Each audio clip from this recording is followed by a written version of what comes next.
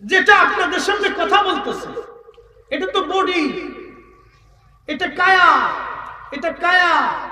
এই যে জবান কথা বলতেছে এটা তো কোনো ভার নাই।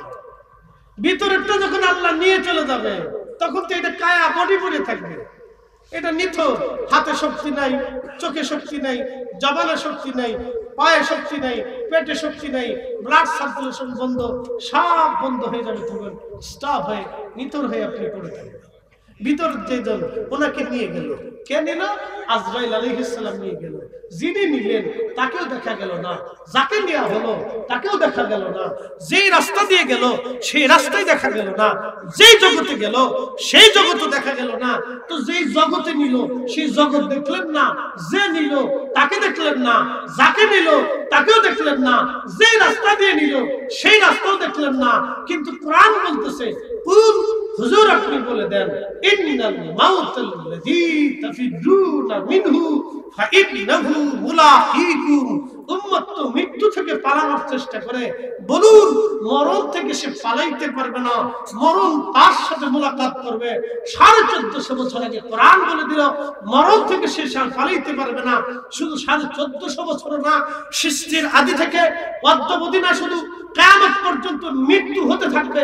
মানুষ আসবে, চলে যাবে, নতুন মানুষ আসবে, আবার যাবে, আবার আসবে, আবার যাবে, আবার আসবে, আবার যাবে, আসছে, চলে যাচ্ছে। অবশ্যই একজন নিয়ে যাচ্ছে, যিনি আল্লাহ, যার মাধ্যমে নিচ্ছেন তিনি আজরাইল, যাকে নিয়ে যাচ্ছেন তিনি তিনের বান্দা। ওয়াসআলুনাকা আনির রূহি কুলির রূহু মিন আমরি রাব্বি।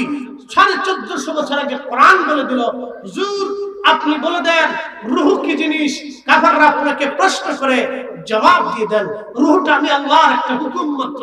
শুধু হুকুমে গেছে, হুকুমে চলে আসবে, হুকুমে গেছে, হুকুমে চলে আসবে। আকৃতি কি, কি দিয়ে বানানো, কি বস্তু আজ পর্যন্ত দেখলাম না, শুইলাম না, ধরলাম না। কিন্তু 40 বছর সংসার করে গেল, 60 বছর সংসার করে গেল, 100 বছর দুনিয়াতে সংসার করে গেল। কত ঝগড়া, কত বিবাদ, কত আপদ, কত মুসিবত, কত বকা, কত ঝকা, কত আশা, কত আকাঙ্ক্ষা। কিন্তু রবের হুকুমে আসছে, রবের হুকুমে চলে গেছে। নাস্তিক বলে যেই খোদা দেখি না সেই খোদা মানি না। ওকে জিজ্ঞেস করেন, বেটা তুমি তোমার নিজেকে দেখছো কিনা, তোমাকে যে নিয়ে যাবে তাকে দেখছো কিনা? তো যিনি তোমাকে সৃষ্টি করলেন তাকে দেখতে চাও, লজ্জা করে না? কি কথা বলেন? বুঝে কবরে যাওয়াটা জরুরি। কোথায় ছিলাম, কোথায় আসছি, কোথায় চলে যাব। শুধুমাত্র আধা ঘন্টা করে প্রত্যেকদিন রাত্রিবেলা যদি এশার নামাজের পরে তাফাক্কুর করেন তো বান্দা গুনাহ করতে পারে। শুধু এতটুকু চিন্তা, ছিলাম কোথায়, আসছি কোথায়, যাব কোথায়, কেন মালিক দুনিয়াতে পাঠালেন, আল্লাহ আমাকে পাঠানোর উদ্দেশ্য কি? আমি মানুষ হয়ে পৃথিবীতে আসছি তো মানুষের কি করেছি? আমাকে মুসলমান করে আল্লাহ পৃথিবীতে পাঠিয়ে তো মুসলমান হয়ে কি করেছি? শুধু এতটুকু চিন্তা করুন যে আল্লাহ আমাকে মুসলমান হিসেবে পৃথিবীতে পাঠিয়ে তো মুসলমান হয়ে কি করলাম। চিন্তা করতে হবে। যদি চিন্তার ভিতরে আনতে পারে তাহলে আশা করি দুনিয়া থেকে কিছু নিতে পারে। এই চিন্তা সবাই করে। প্রিয় উপস্থিতি, আমার মালিক আমার আল্লাহ বলল, ইন্না লিল্লাহি ওয়া ইন্না ইলাইহি রাজিউন।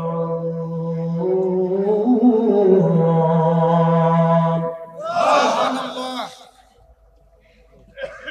নিশ্চয় আমি আল্লাহ, নিশ্চয় আমরা আল্লাহর জন্য, ওয়া ইন্না ইলাইহি রাজিউন, আমরা আল্লাহর কাছে আবার ফিরে চলে যাব। জোরে বলেন কার কাছে? আল্লাহ। আবার জোরে বলেন কার কাছে? ছিলাম আল্লাহর কাছে, আবার আল্লাহর কাছে আমরা ফিরে চলে যাব। মাঝখানে একটা মধ্যবর্তী সময়, সামান্য দুনিয়ার জন্য আমরা কত কিছুই না পাড়াপাড়ি কারাকারি মারামারি করলাম। সামান্য পৃথিবীর সংক্ষিপ্ত সময়ের জন্য আমরা কত না কিছুই দুনিয়াতে করলাম, কিচ্ছু না। এই যে রমজান আসতেছে সামনে,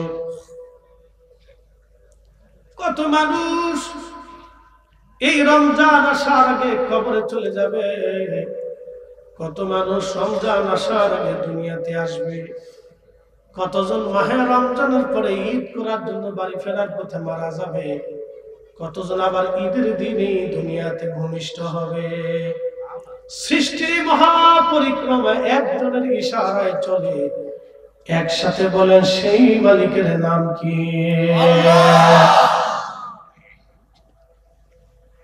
তাহলে আমাদের জন্য রিজিক বরাদ্দ করে কে? কিন্তু আমরা অন্য রিজিকে হাত দিই, বরাদ্দ করে আল্লাহ, কিন্তু রিজিকে হাত দিই। ইজ্জত বরাদ্দ করে কে? আল্লাহ। আর একজনের ইজ্জতে হাত দেই। এই জন্য আল্লাহ রাসূল বলেন, উম্মত তোমাদের জন্য হারাম করে দিয়েছি, তোমার এক মুসলমানের সম্পদ তোমার জন্য হারাম, তার ইজ্জত তোমার জন্য হারাম। অন্য মুসলমানের সম্পদ তোমার জন্য হারাম, তার ইজ্জত তোমার জন্য হারাম। তুমি ইচ্ছা করলে তার ইজ্জতে হাত দিতে পারো না, ইচ্ছা করলে তুমি তার রিজিকে হাত দিতে পারো না।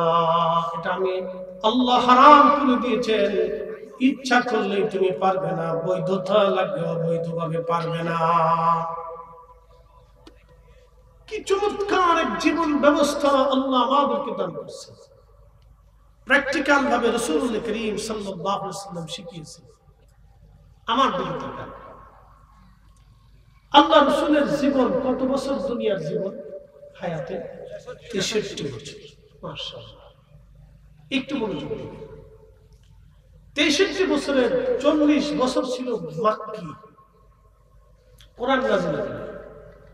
বলেন, কোরআন আসার আগে আমার নবী জীবনে কি একটা মিথ্যা কখনো বলেছেন? না। একসাথে সাক্ষ্য দিন, জোরে বলেন, বলছে? কখনো কি কোনো কটু বাক্য ব্যবহার করেছে? না। কখনো একটা ফাহিশা কথা রাসূল করিম সাল্লাল্লাহু আলাইহি ওয়াসাল্লামের পবিত্র জবান থেকে কখনো বের হয়েছে? না। কখনো কি কোনো মানুষকে, কোনো সৃষ্টিকে আল্লাহ বলে কখনো কি ধোঁকা দিয়েছে? না। আল্লাহু আকবার। তার চরিত্র কত অনুপম, মহৎ, একবার পবিত্র ছিল। কোরআন আসার আগেও তিনি পবিত্র, কোরআন আসার পরেও তিনি পবিত্র। কি কথা কন ঠিক কি? কোরআন নাযিল হওয়ার আগেও তিনি নবী। কুনতু আউয়ালুন নাবিয়্যিনা ফিল খালক। ইমাম ইবনে কাসীর আল বাদায়ের ভিতরে আল মুজাল্লাদুস সানিতে হাদিস কালাম লিখেছেন এবং লিখছেন যে হাদা হাদিসুন সহিহুল ইসলাম। নবীজি বললেন, সৃষ্টির প্রথম থেকে আমি নবী, ওয়াখিরাহুম ফিল বাস, এবং আমাকে পৃথিবীর শেষ প্রান্তে পাঠানো হয়েছে। সৃষ্টির প্রথম থেকে আমি নবী, আমাকে পৃথিবীর শেষ প্রান্তে পাঠানো হয়েছে। আল্লাহু আকবার। 40 বছর বয়সে কোরআন আসলো। তার আগে নবীর অনুপম চরিত্র, তার আগেও কখনো নবীজি সামান্য চুল পরিমাণ খাতা করেন নাই। কোরআন নাযিল হওয়ার পরে সর্বপ্রথম জীবনে রাসূলের ছিল মাক্কি জীবন। এই জীবনটা বড় কষ্টের জীবন। কালেমার দাওয়াত যখন নবীজি দিলেন, 40 বছর ধরে যে মক্কাবাসী বলল আপনি আল আমিন, বিশ্বস্ত, আপনি বিশ্বাসী, সেই মক্কাবাসী কালেমার দাওয়াত দেওয়ার সঙ্গে সঙ্গে নবীকে পাথর ছুঁড়ে মারল। 40 বছর ধরে যারা বলল আপনি আল আমিন, আপনি বিশ্বাসী, 40 বছর পরে সেই মানুষ নবীকে পাথর মারল। কি বুঝলেন? 40 বছর পরে সেই মানুষগুলি থেকে পাথর ছুঁড়ে মারল, গালিগালাজ করতে লাগলো, খাবার বন্ধ করে দিল, রাস্তা বন্ধ করে দিল, পথের মধ্যে কাঁটা দিল, কাঁটা বিছিয়ে দিল, আহা, পানি পর্যন্ত বন্ধ করে দিল। শিয়াবে আমি তালিবের ভিতরে 2 বছর তাকে বন্দী করে রাখলো। ক্ষুধা আর অভাবের যন্ত্রণায় সেদিন গাছের পাতা, শিকল, বাকল খেতে হয়েছিল।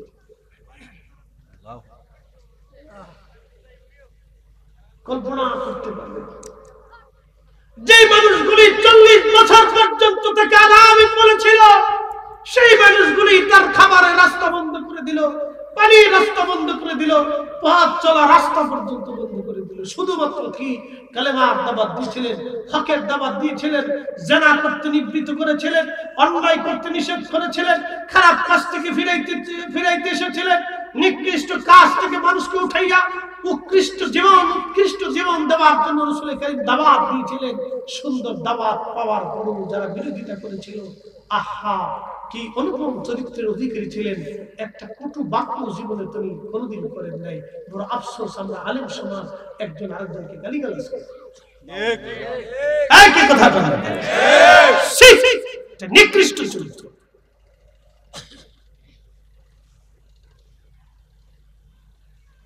কোন আলেমের ভুল হইলে তাকে মহব্বতের সাথে শুদ্ধি দিতে হবে, উত্তম বাক্য দিয়ে তাকে বুঝাইতে হবে। আমরা অকথ্য ভাষায় গালিগালাজ করি, বাজে কথা বলতেছি। প্রিয় উপস্থিতি, খুবই মনোযোগ দিয়ে শুনিয়া যান। 40 বছরের জীবন না, 63 বছরের জীবনে কত কাফের নবীকে কষ্ট দিল, ব্যথা দিল, তারপর নবীজি কখনো কটু বাক্য বলেন নাই। আবু জাহেল এত কষ্ট দিয়েছে নবীজিকে, তারপরও আল্লাহর নবী তার অগোচরে তার কোনো দুর্নাম কখনো, তার পিছনে কখনো সমালোচনা করেন নাই, তার চরিত্র নিয়ে কখনো তিনি বাজে কথা বলেন নাই। কি অনুপম চরিত্রের অধিকারী ছিলেন, একটু কল্পনা করতে পারেন। তার ব্যক্তিগত বিষয়ে কখনো রাসূল কারীম সমালোচনা করেন। প্রিয় নবীর উম্মত, খালিজামাবাসী, শ্রীমঙ্গলবাসী, এই জন্য আল্লাহ কোরআনে বললেন, ওয়া ইউআল্লিমুকুমুল কিতাবা ওয়াল হিকমাতা ওয়া ইউআল্লিমুকুম মা লাম তাকুনু তা'লামুন।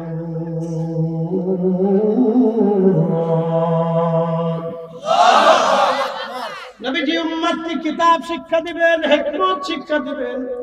আসলাম বিজ্ঞানের কথা নিয়ে। নাস্তিকরা প্রশ্ন করতে পারে, তোমাদের নবী কি মোবাইল আবিষ্কার করলো? তোমাদের নবী কি রকেট আবিষ্কার করেছে, বিমান আবিষ্কার করেছে? আমরা বলবো না, নবী রকেট বিমান আবিষ্কার করেন নাই, চিকিৎসা শাস্ত্রের জনক নবীজিকে বলা হয় নাই। কিন্তু নবীজি বিজ্ঞানী বলে, এটা কেমন? আমি আপনাদেরকে বলে দিচ্ছি, একটু বলেন তো, বিজ্ঞান আজও পর্যন্ত কি কবরের হালত বলে দিতে পারছে?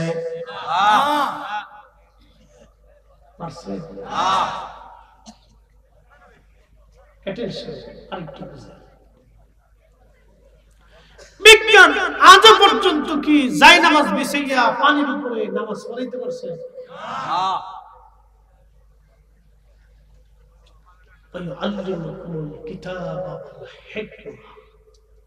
আমার নবী উম্মতকে শিখিয়েছেন কিভাবে যাই নামাজ বিছিয়ে নদীর উপরে নামাজ পড়তে হয়, কিভাবে যাই নামাজ বিছিয়ে নদী পার হতে হয়,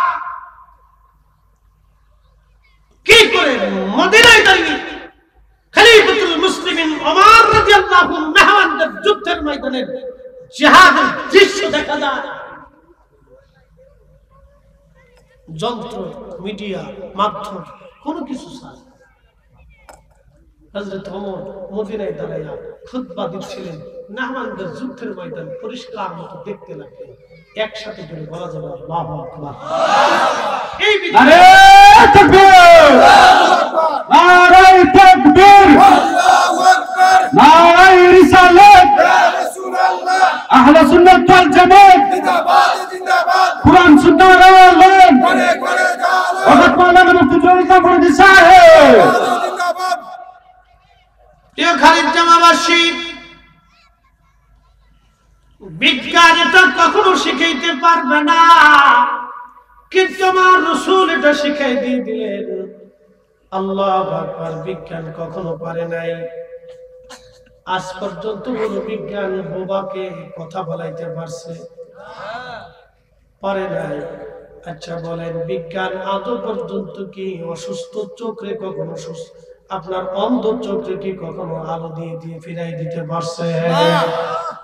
পারে নাই। বিজ্ঞান এটা পারে না, আর এই বিদ্যা পারবেও না। বিজ্ঞানের পক্ষে অসম্ভব, এটা পারবে না, এটা পারবে না। আল্লাহু আকবার। আজকে না বললেই নয়, যেহেতু আপনাদের শ্রীমঙ্গল, এই শ্রীমঙ্গল ব্যবসায়িক সমিতির যিনি সাধারণ সম্পাদক, ওনার নাম কি? কামাল ভাই, ঠিক আছে না? কামাল ভাইয়ের অফিসে একজন বিষয় এসেছে, তুমি আমাকে বলতেছেন হুজুর সাহেব কেবলা রাহিমাহুল্লাহ ওনাকে নিয়ে শ্রীমঙ্গল থেকে মাহফিল করে আমি যাব হচ্ছে ওই ভিতর যে রাস্তা আছে না, পাহাড়ি রাস্তা, আর ওটা কি বলে, কমলগঞ্জের দিকে, এই রাস্তা। উনি বলতেছেন আমি নতুন গাড়ি কিনছি, অ্যাটেনশন, আমি একটা বিদ্যার কথা বলতেছি।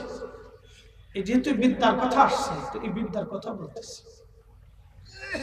তো উনি বলতেছেন যে আমি হুজুরকে বললাম যে হুজুর সাহেব আপনি আমার গাড়িতে বসেন, নতুন গাড়ি আমি কিনছি, তা আপনাকে নিয়ে আমি পরবর্তী মাহফিলে অ্যাটেন্ড করব। আমার ভাই বলতেছেন আমি সাফের সামনে বসাইলাম, গাড়ি চালাইতেছি, যখন ওই পাহাড়ের ভিতরে মাঝখানে গেলাম, হঠাৎ করে দেখি মাওলানা মুহাম্মদ আলী সাইয়্যিদিনা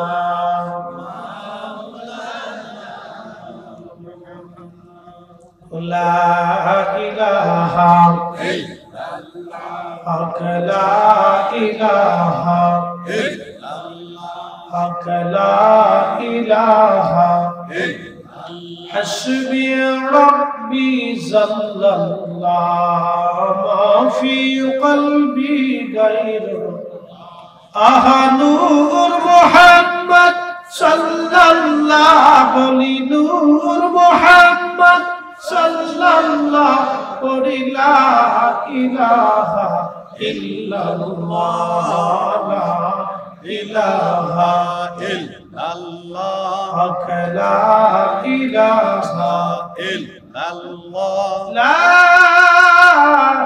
إله إلا الله محمد رسول الله صلى الله عليه وسلم। সকলের প্রতি কৃতজ্ঞতা যে মাগরিবের নামাজের পর পরই মুহূর্তে আপনারা এসে বসে পড়েছেন। শুকর এবং সুজুদ সেই মহান রব্বে কারীমের আলিশান দরবার ইলাহিতে, যিনি আমাকে এবং আপনাকে অনেক মানুষের ভিড়ে, অনেক মানুষের মধ্যে যাচাই বাছাই করে আল্লাহ তার বেহেশতের বাগানে আসার এবং বসার তৌফিক দান করেছেন। সামনে মাহে রমজান আসতেছে, কত মানুষ এই রমজানের আগে মৃত্যু পথের যাত্রী হয়ে যাবে, কতজন কবরের বাসিন্দা হয়ে যাবে, আখিরাতে কতজন পাড়ি জমাবে। রব্বে কারীম আমার আল্লাহ দয়া করে জিন্দা মানুষের তালিকার মধ্যে রেখে আল্লাহ তার বেহেশতের বাগানে একটু সময় কাটানোর মতো তৌফিক দান করেছেন। এই জন্য মালিকের দরবারে একসাথে শুকরিয়া আদায় করে একসাথে বলি আলহামদুলিল্লাহ। আলহামদুলিল্লাহ। আরো শুকরিয়া করি সে আল্লাহ যিনি 1,24,000 নবী রাসূলগণের উম্মত বানাইয়া সর্বশ্রেষ্ঠ নবী, নবীকুল সরদার ইমামুল মুরসালিন রাহমাতুল লিল আলামিন সাইয়্যিদুল কাওনাইন ওয়াস সাকালাইন হাবিবুল্লাহ সাহেব মেহশর মাকাম মাহমুদুল ওয়াদা, প্যারা হাবিবের শ্রেষ্ঠতম নবীর শ্রেষ্ঠ উম্মত হিসেবে আল্লাহ মনোনীত করেছেন। এই জন্য আল্লাহর আলিশান দরবারে আমরা একসাথে সকলে শুকরিয়া করে বলি আলহামদুলিল্লাহ। শোনেন, আল্লাহ আমাদেরকে মানুষ বানিয়ে পৃথিবীতে পাঠিয়েছে। আমরা আশরাফুল মাখলুকাত, আশরাফুল মাখলুকাত, সর্বশ্রেষ্ঠ জাতি। পৃথিবীতে আল্লাহ আমাদেরকে শ্রেষ্ঠত্ব দান করেছেন। কুনতুম খায়রা উম্মাতিন উখরিজাত লিন-নাস, তোমাদেরকে মানব জাতির জন্য পাঠাইলাম সর্বশ্রেষ্ঠ উম্মাহ, অনুসারী জাতি হিসেবে। তোমরা পৃথিবীতে দুইটা কাজ করবে, তা'মুরুনা বিল মা'রুফ, মানুষদেরকে ভালো কাজের দাওয়াত দিবে, ওয়া তানহাউনা আনিল মুনকার, খারাপ কাজ থেকে মানুষদেরকে ফিরাবে। অ্যাটেনশন, আমাদের দায়িত্বটা কিন্তু খুব জটিল এবং খুব সহজ এবং খুব কাজের। প্রথম নাম্বার কি? তা'মুরুনা বিল মা'রুফ, মানুষকে ভালো কাজের দিকে ডেকে আনা। এই ভালো কাজের জন্য, ডাকার জন্য ভালো কাজটা কোন পথ? আল্লাহ এবং তার রাসূলের পথের থেকে ভালো কোন পথ আছে? একসাথে বলতে হবে, আল্লাহ এবং রাসূলের পথের চাইতে পৃথিবীতে আর কোনো ভালো পথ আছে? ইসলামের চাইতে শ্রেষ্ঠ ধর্ম সৃষ্টির মধ্যে আর আছে? হতেই পারে। কল্পনাতীত। 1450 বছর আগে আল্লাহ রাসূল আমাদেরকে হাতে কলমে শিখিয়েছেন একজন মানুষ কিভাবে পরিচালিত হবে। কোরআন আপনাকে হালালকে হালাল ও হারামকে হারাম ঘোষণা করেছে। একজন মানুষ কিভাবে পরিচালিত হবে আল্লাহর কোরআন আমাদেরকে শিখিয়েছে। আমাদেরকে রাসূল করিম সাল্লাল্লাহু আলাইহি ওয়াসাল্লাম প্র্যাকটিক্যাল শিখিয়েছেন আমরা কোন রাস্তায় চলব, কিভাবে চলব, আমাদের হাসিটা কেমন হবে, কান্নাটা কেমন হবে, পোশাকটা কেমন হবে, হাঁটাটা কেমন হবে, ব্যবসাটা কেমন হবে, স্ত্রী পুত্র পরিজন কেমন হবে, সমাজ কেমন হবে, সংসার কেমন হবে, বাজার সদাই কেমন হবে, আমরা ব্যবসা বাণিজ্য কিভাবে করব, একবারে প্র্যাকটিক্যাল প্র্যাকটিক্যাল প্র্যাকটিক্যাল প্র্যাকটিক্যাল আল্লাহ নবী আমাদেরকে শিখিয়েছে। এই জন্য কোরআন বলতেছে, كما أرسلنا فيكم رسولا منكم يتلو عليكم آياتنا الله أكبر। প্রিয় নবী গো, আমি আপনাকে দুনিয়াতে পাঠিয়েছি, আমি আপনাকে পাঠিয়েছি কেন? এজন্যই যে আমি আল্লাহর আয়াত সমূহ আপনি উম্মতকে তেলাওয়াত করে শোনাবেন।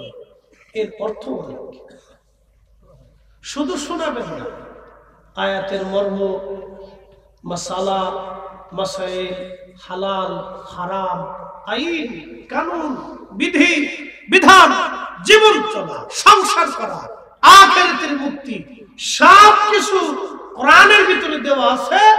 আপনি এই কোরআনের ভিতর থেকে সার নির্যাস, ইলমে হাকিকত ও ইলমে শরীয়ত, ইলমে লাদুন্নি এবং ইলমে জাহির, দুইটা বিদ্যায় আপনি উম্মতকে শিখাবেন এবং বুঝাবেন। ওয়ায়ুযাক্কিকুম, তারা অপবিত্র, কুফরিতে, হারামে, শরাবে, খারাবিতে, জেনাতে, নাপাকে, পাথরের সামনে, মূর্তির সামনে, গাছের সামনে, আগুনের সামনে, সূর্যের সামনে, চাঁদের সামনে, সমুদ্রের সামনে, পাহাড়ের সামনে তারা মাথা নত করে থাকে। তারা ওকে সিজদা দেয়, প্রভু আর খোদা মনে করে থাকে। বন্ধু, এই অপবিত্রতার কুফরি থেকে বের করে আপনি তাদেরকে পবিত্র বানিয়ে দিবেন। একসাথে বলা যাবে আল্লাহু আকবার। তিনি আমাদের রাসূল।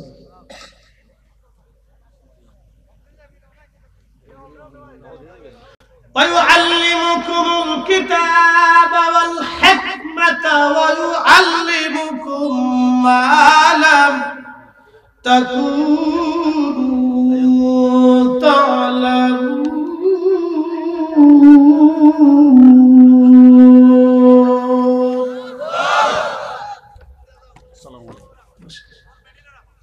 আসি ভালো লাগে না? ভালো লাগে। আল্লাহর কালামের উপরে পৃথিবীতে কোনো কালাম নাই, আছে? আল্লাহর কালামের মতো এত সুন্দর কালাম আর আছে? আল্লাহর কালামের মতো নির্ভেজাল কালাম আর আছে? পৃথিবীতে এত গ্রন্থের ভুল হলো, এত রাইটারের ভুল হলো, এত দার্শনিকদের ভুল হলো, বড় বড় জ্ঞান মেধায় যারা কি বলে আপনার নোবেল পুরস্কার পাইল, চিকিৎসা বিজ্ঞানের জনকদের সূত্রের ভিতরে ভুল হলো, পারমাণবিক বিজ্ঞানীদের সূত্রের ভিতরে ভুল হলো, পদার্থ রসায়নবিদ তাদের সূত্রের ভিতরে ভুল হলো, জ্যামিতি আর বীজগণিত পাটিগণিতের সূত্রের ভিতরে ভুল হলো, সমস্ত গ্রন্থের ভিতরে সাহিত্য প্রবন্ধ সবার গ্রন্থের ভিতরে ভুল হলো, কিন্তু একমাত্র শুধুমাত্র আল্লাহ এবং তার রাসূলের কথার মতো কোনো ভুল নাই, ত্রুটি নেই, খাতা নাই। একবার জোরে বলেন ঠিক না? ঠিক। আমাদের ধর্মের মতো এত চমৎকার ধর্ম আমাদের আল্লাহর কোরআন ও রাসূলের জীবনী বিধানের মতো এত সুন্দর জীবন আমরা যেই পীরের মুরিদ হই, যেই দলের লোক হই, যেই বংশের মানুষ হই, যেই এলাকার সন্তান হই, যেই মাদ্রাসার পড়ুয়া হই, যেই কলেজের ছাত্রই হই, যেই বিদ্যায় বিদ্যান হই, আমরা যেই এলাকারই হই, যে কাজে রত হই, শিক্ষা হোক আর অশিক্ষা হোক, আমাদের সবাইকে আল্লাহ তার রাসূলকে ফলো করতে হবে। কোনো সন্দেহ নাই, একবার সাফ কথা, ক্লিয়ার কথা, কথাই কোনো ভেজাল নেই। আল্লাহ ডাক দিলেন, হাবিব আমার শুনিয়া যান বন্ধু, উম্মতকে পবিত্র বানাবেন কুফরি থেকে, নাপাকি থেকে। এখন আপনাদেরকে এখান থেকে একটা মাসালা বলে দিয়ে যাই, বলবেন কি যিনি উম্মতকে পবিত্র বানাবেন, এবার বলেন তিনি পাক না নাপাক? তিনি পাক। মাথা মুবারক থেকে পা মুবারক পর্যন্ত সব পাক, জীবন পাক, জিন্দেগি পাক, আগে পাক, পরে পাক, সময় পাক। কি কথা কন ঠিক? তিনি এমন পাক যে উম্মতকে পবিত্র বানানোর জন্য আল্লাহ তার রাসূলকে পাঠিয়েছেন।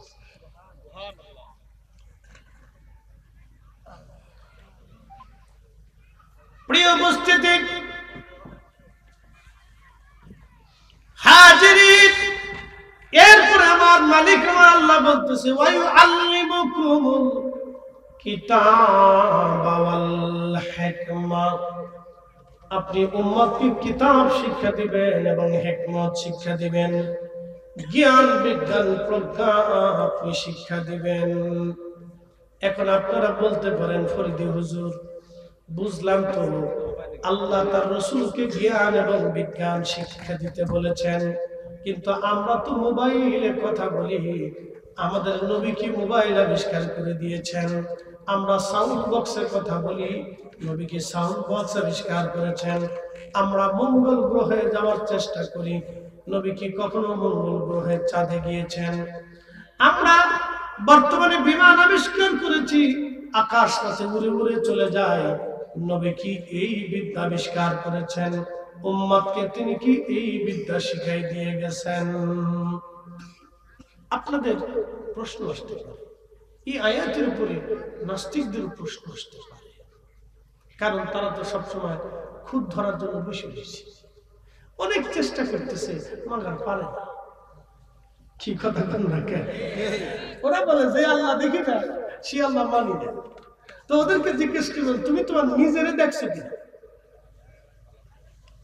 আল্লাহটা পরে আসো, আগে তুমি তোমার নিজেকে দেখছো ভিতরে যিনি আছে রূহ, তুমি রূহ দেখছো কিনা?